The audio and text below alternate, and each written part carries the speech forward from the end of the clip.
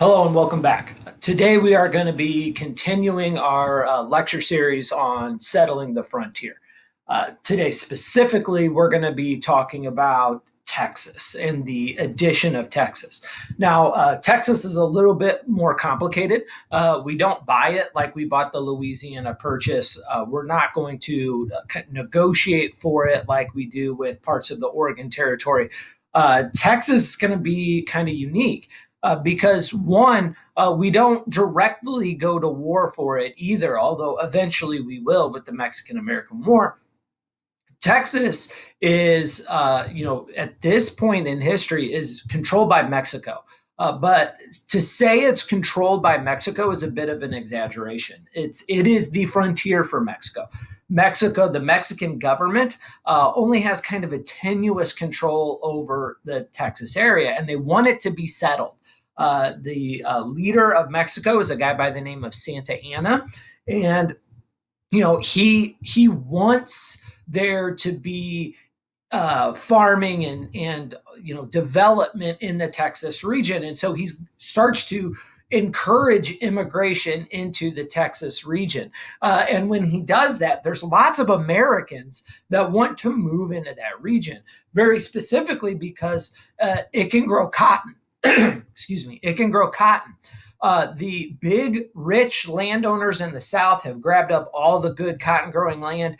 And so if you want to get rich growing cotton, there's just not much land left to be able to do that. And so you're going to have to spread into other areas that haven't been settled yet, and that's Texas. And so Stephen Austin is an impresario, and what that means is he is a person who helps to bring in settlers into the Mexican region of Texas, which is Mexican.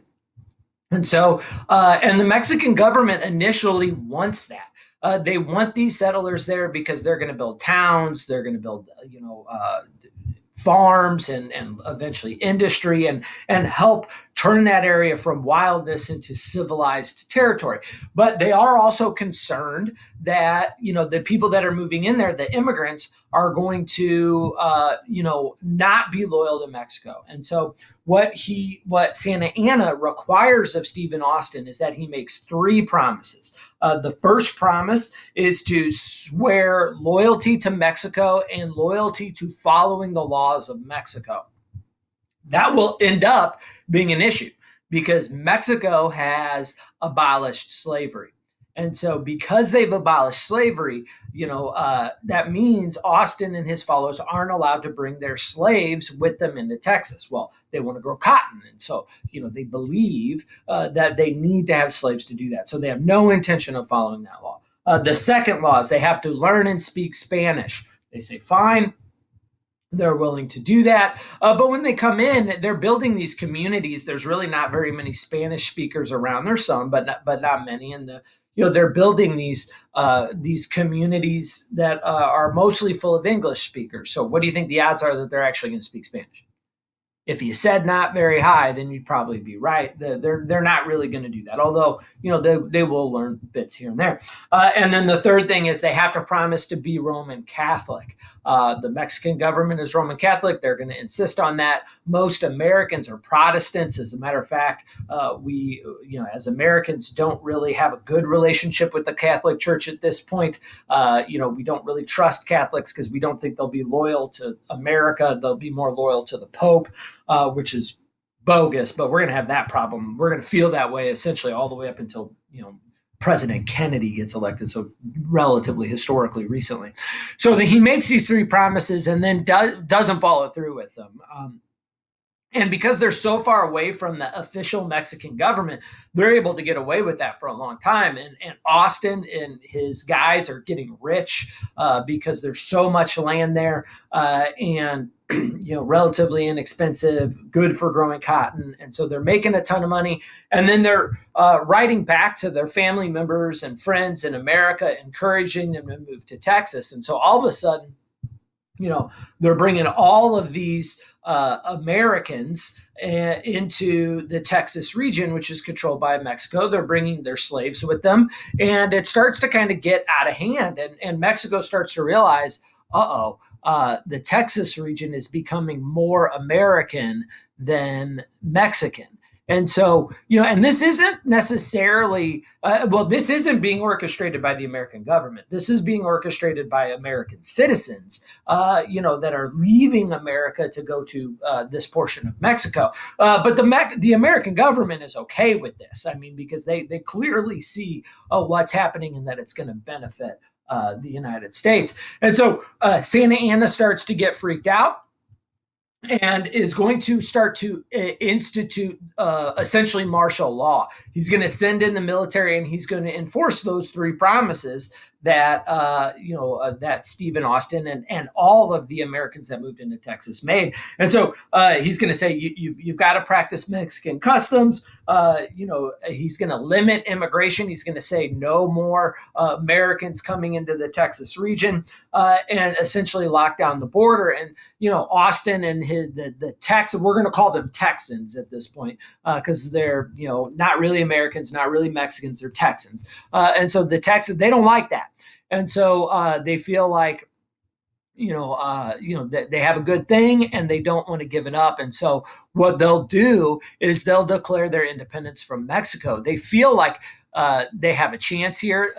They're hoping that America will back them, although we really don't. But they also recognize that Santa Anna is weak. The Mexican government has been filled with corruption for a very, very long time, since the Spanish left. And so there's been all kinds. Santa Anna has had to face all kinds of coups and has dealing with his own domestic problems. And so the Texans take advantage of that and they declare independence from Mexico. Santa Anna can't let that happen. As a matter of fact, he can use this as a unifying event to kind of, bring all of his critics in line. And so, after Texas declares its independence, Santa Anna is going to move in force to try and stop it. So why did they declare their independence? One, they claim that they want self-government. Sure, I'm sure that's true. Mostly they want to, keep their slaves and continue to make money and continue to Americanize or Texanize. Is that a word? It's a word because I say it is. The Texanize the Texas region.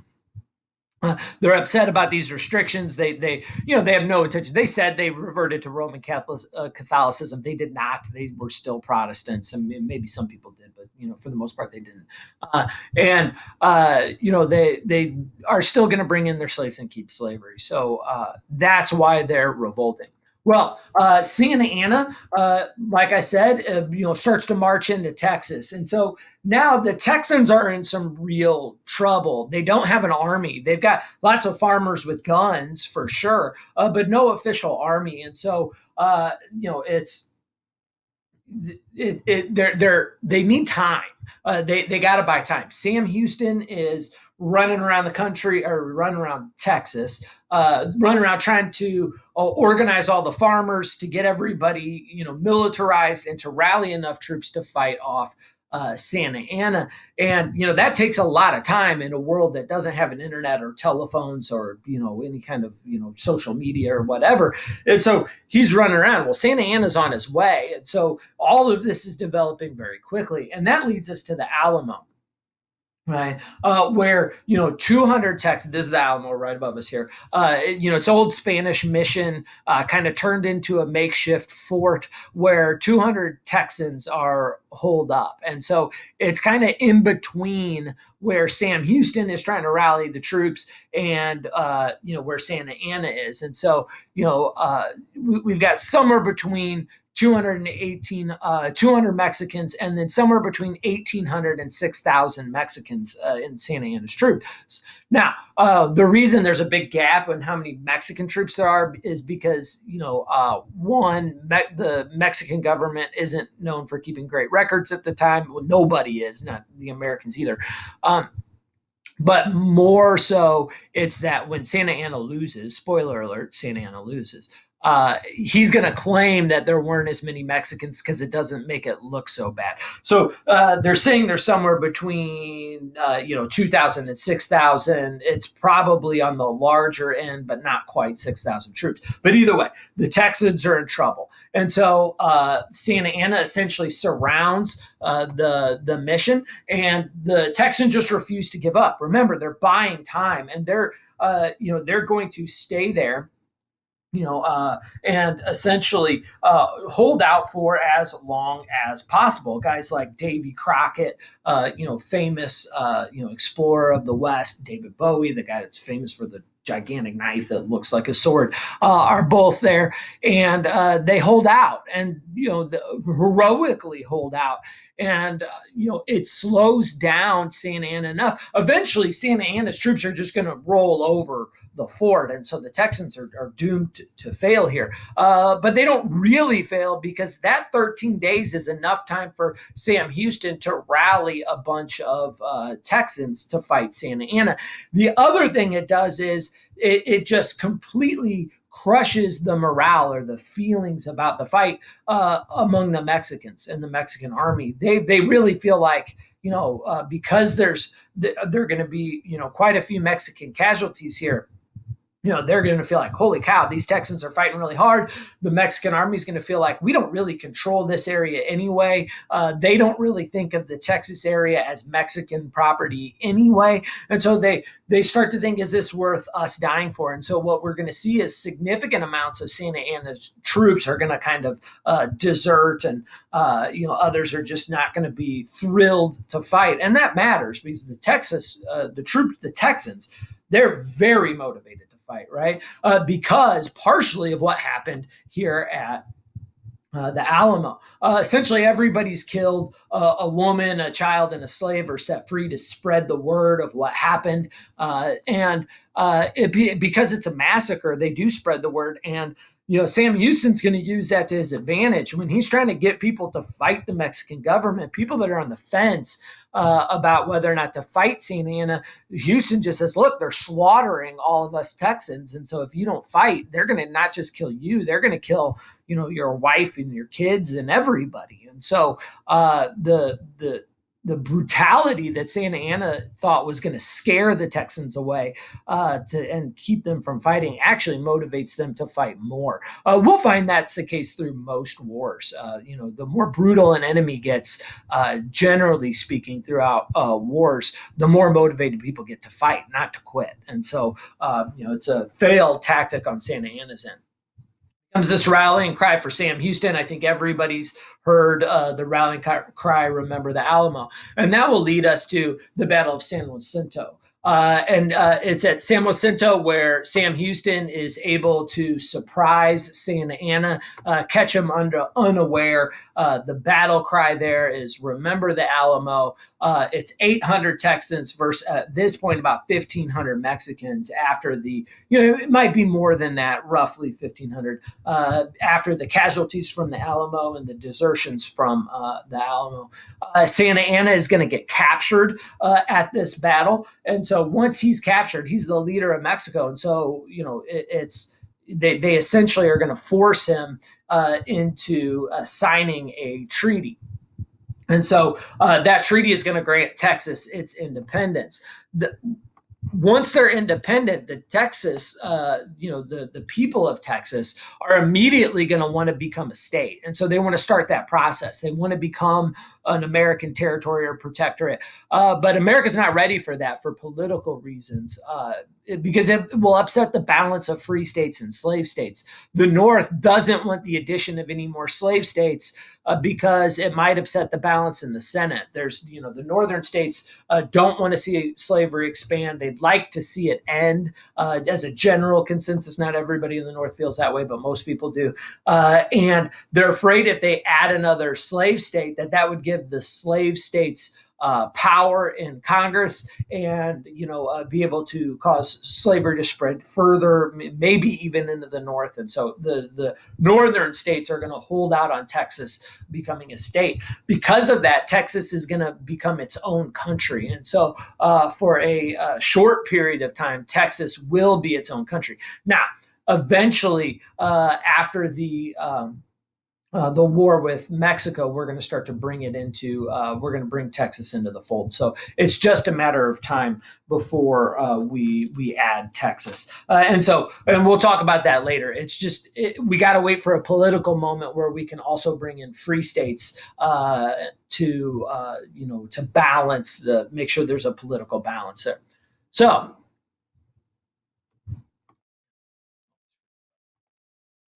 Texas will later be annexed in 1845 under James K. Polk. And so we will eventually take on Texas once we can balance it out. When we annex Texas, Mexico is going to be very upset. They signed that treaty, but only because Santa Anna had been captured. And so to get his own freedom, he's going to have to sign that treaty.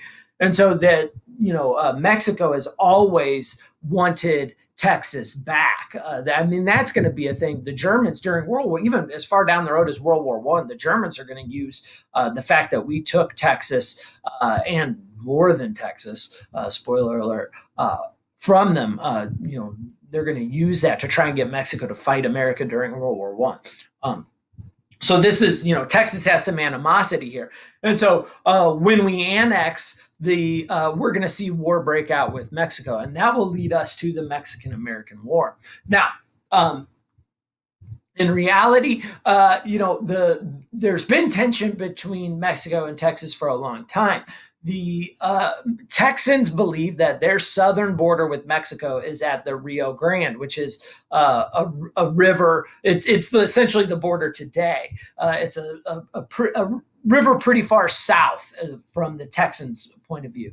The Mexicans say, no, that's not it. It's the Nueces River, which is a river that is more northern than the Rio Grande. And so Mexico wants the Nueces because that gives them more territory. The Texans want the Rio Grande because that gives the Texans more territory. And so what has happened, the space in between those two rivers has essentially become disputed territory, and kind of like a demilitarized zone. And if you send troops into that area or you try and settle in that area, that might spark a war. And so that's essentially what is going to happen is, we're going to start sending troops into that area. They're going to inevitably clash. And when they clash, that's going to start the Mexican-American War, which will be America's first foreign war, the first time we're fighting a war on foreign territory. It is going to be the first war to be officially photographed. It's the first war where steamboats are going to play an important role. So technology is changing warfare. And it's the first war where newspaper correspondents are going to be on the front lines. And so, that's going to be huge. The fact that in a democracy, we allow our media to report on the war, that's very important for democracy, because we need to make sure that as a democracy, we support the war. And the only way we, the people, can support a war is if we know what's going on. It's also our greatest weakness in wartime, because our military, modern military, is by far the strongest in the world, but we still see that we get defeated time to time, like in Vietnam, and that's in large part because the American people turn against the war. I say in large part, it is because the American people turn against the war, and it does that because the media is there. A lot of people criticize that, and they say, "Oh, we're made weaker because the media is there." It's like, no, our democracy is stronger because the media is there, because people get to actually have an input in whether or not we fight. And so, that is established in the Mexican-American War, and I think it's a pretty important thing to establish. So, U.S. troops under command of Zachary Taylor in Texas, because Mexico and the Texans have been threatening each other over that area between the Nueces and the Rio Grande. And so Zachary Taylor's like in that area, but he's not supposed to go into that disputed territory. But Taylor is an expansionist, and he's going to sense an opportunity. Mexico, is agreeing to negotiate about that disputed territory, and so during that negotiation, it's very critical that nobody goes into that disputed territory.